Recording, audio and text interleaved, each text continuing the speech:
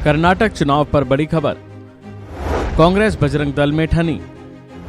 जानिए आखिर क्या है मामला। कर्नाटक में इस समय राजनीति अपनी चरम सीमा पर है। आरोप प्रत्यारोप का दौर जारी है और जनता को लुभाने के लिए पार्टियां अपनी अपनी तैयारी में लगी हुई हैं। इसलिए पार्टियां एक दूसरे पर जमकर निशाना साध रही हैं। कर्नाटक में अब मतदान में कुछ ही दिन बचे हुए हैं और ऐसे में खबर है कि कांग्रेस को लेकर जहां कांग्रेस और बजरंग दल में ठनी हो गई है, जिसको लेकर बयानबाजी जारी है। दरअसल चुनाव से पहले पार्टियां अपने घोषणा पत्र जारी कर रही हैं, जिससे जनता का दिल जीता जा सके। इसी के चलते कांग्रेस ने अपने घोषणा पत्र में सत्ता में आने पर बजरंग दल पर प्रतिबंध लगाने का वादा किया है और बजरंग दल के नेताओं ने अपने घरों के बाहर कांग्रेस के लिए चेतावनी भरे पोस्टर लगा डाले हैं। इस तरह के पोस्टर चिकमंगलुरु जिले के कई घरों में देखे गए हैं, जिनके भवन के ऊपर बजरंग दल का झंडा लगा हुआ था। पोस्टर में कांग्रेस नेताओं और कार्यकर्ताओं को चेतावनी दी गई थी कि वो 10 मई को होने वाले विधानसभा चुनाव के लिए वोट मांगने के लिए इन घरों में एंट्री ना करें। अब इन पोस्टरों को लेकर भी विवाद जारी हो गया है।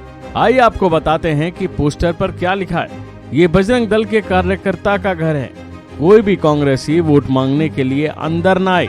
इसके बावजूद अगर आप घुसने की कोशिश करेंगे तो कुत्तों को बाहर निकाल दिया जाएगा। अपने चुनावी घोषणा पत्र में कांग्रेस ने कहा था कि पार्टी सत्ता में आने के बाद बजरंग दल और पीएफआई जैसे संगठनों पर प्रतिबंध लगाने सहित कानून के अनुसार निर्णायक कार्रवाई करेगी। कांग्रेस ने यह भी आरोप लगाया था कि बजरंग दल समुदायों के बीच दुश्मनी को बढ़ावा देने का काम कर रहे हैं। पार्टी का कहना था कि कानून और संविधान पवित्र है और बजरंग दल और पीएफआई या फिर अन्य जैसे व्यक्तियों या संगठनों को इसका उल्लंघन नहीं करने देना चाहिए।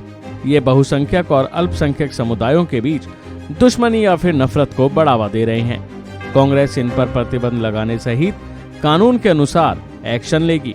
अब जब ऐसे बयान आ जाएं तो भला राजनीति कहां रुकने वाली है। इसके बाद कांग्रेस पर निशाना साधते हुए सत्तारूढ़ बीजेपी ने कहा कि कर्नाटक में सत्ता में आने पर बजरंग दल पर प्रतिबंध लगाने का वादा भगवान हनुमान का अपमान और प्रतिबंधित पॉपुलर फ्रंट ऑफ इंडिया को बचाने की कोशिश है। यहां तक कि पीएम मोदी ने भी बजरंग दल पर प्रतिबंध लगाने के वादे के लिए कांग्रेस पर निशाना साधा। उन्होंने कहा कि कांग्रेस का इतिहास और सोच कर्नाटक के लोगों को कभी नहीं भूलनी चाहिए।